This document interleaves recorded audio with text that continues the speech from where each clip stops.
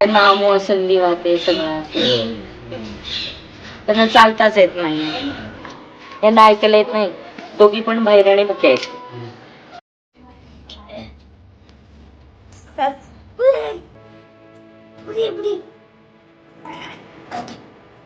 गाडी बसनी पण आम्हाला जाता येत नाही असं म्हणतात आहे. बस म्हणजे गाडीचा आवाज रिक्षाचा आवाज असं येत नाही असं म्हणतात आहे. दरवाजा बंद केलेला ते वाजवलेलं ते आवाज येत नाही.